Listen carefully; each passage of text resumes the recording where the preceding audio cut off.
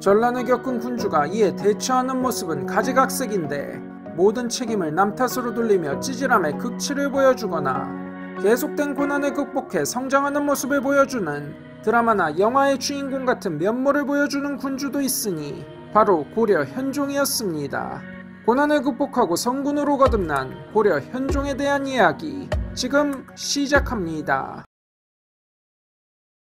현종은 992년 개경에서 태어났는데 아버지는 태조 왕건의 아들 안종 왕욱이고 어머니는 태조 왕건의 아들 대종 왕욱의 딸이며 경종의 비인 헌정왕후였습니다.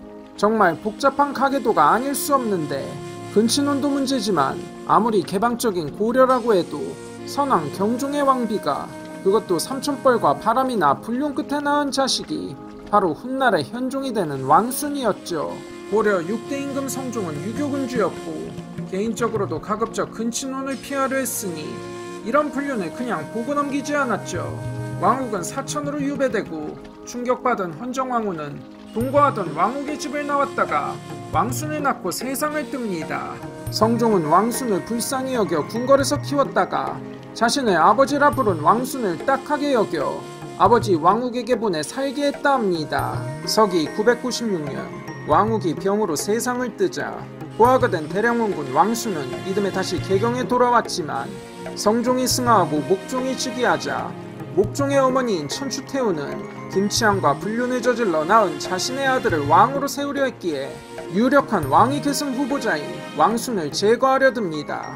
목종은 자신이 아들을 못 낳자 대량원군 왕순을 후계로 삼으려 했기에 필사적으로 그를 보호하려 듭니다. 강제로 승려가 되어 신열사로 쫓겨간 왕순을 제거하고자 김치향 일파는 자객과 독이 든 음식을 보내지만 신열사의 주지 진관이 이를 저지하고 이를 한 목종은 김치향 일파를 제거하려 강조의 군사를 개경으로 부르는 한편 개성부 군사를 보내 왕순을 호위하게 하는데 이로 인해 강조의 정변이 터져 도리어 목종은 폐위되고 이로 인해 왕순은 서기 1009년에 왕위에 오르니 그가 고려 8대 임금 현종이었습니다. 비록 강조의 쿠데타로 옹립된 허수아비 처지였으나 즉위교서를 통해 나름 반듯한 자세를 보이며 교방을 혁파하고 목종대에 늘어난 궁녀 100여 명을 돌려보내는 등 군왕으로서 책무를 다하려 했지만 즉위 초인 1010년 거란의 침략이 시작되고 몽진길에 올라 죽을 고비를 넘기죠. 거란의 추격은 물론이고 지방 호족들은 현종을 위협했으며 다수의 신하들은 달아나버립니다.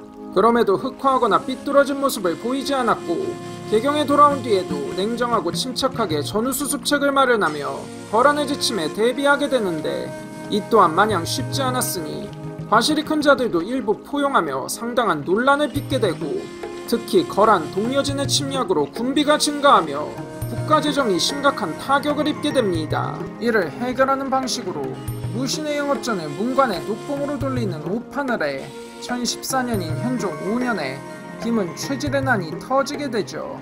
이를 4개월 만에 진압하며 간신히 수습하긴 했지만 제위 초창기의 현종이 아직 미숙했음을 보여준 사례였다고 할 수 있죠.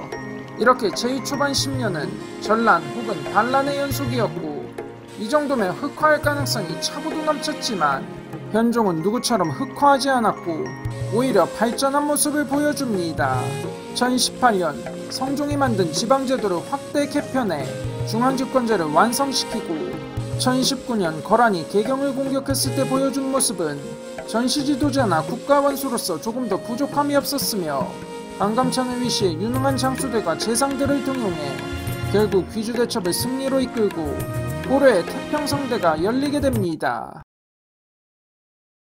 귀주대첩 후 고려는 안정을 되찾고 국제적인 위상까지 높아져 동여진 서여진의 추장들이 부하들을 거느리고 말을 바치며 화의를 청하고 거란도 침략을 포기하며 1019년부터 사신을 보내 화의를 청하고 현종 13년인 1022년 현종을 고려국왕으로 책봉하니 현종 시대부터 고려는 거란, 여진, 송나라 등과 평화적인 외교관계를 유지하며 안정을 지속할 수 있었습니다.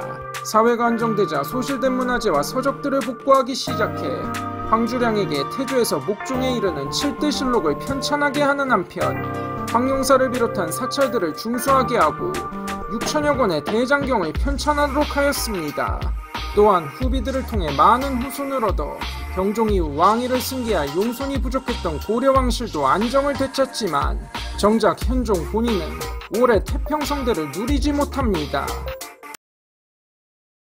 거란의 침략이 끝나고 제위 후반기 12년 동안 현종은 계속 성실한 자세를 유지하며 정사를 돌봤고 고려는 태평성대가 시작되었지만 오랜 전란과 긴장으로 스트레스가 심했는지 1031년 5월 제위 22년 만에 40세의 젊은 나이로 생을 마감하고 말았습니다. 이재현은 고려사에서 현종의 치세에 대해 이렇게 평가하고 있습니다. 사실 이재현의 평가처럼 현종도 완벽한 군주는 아니었습니다.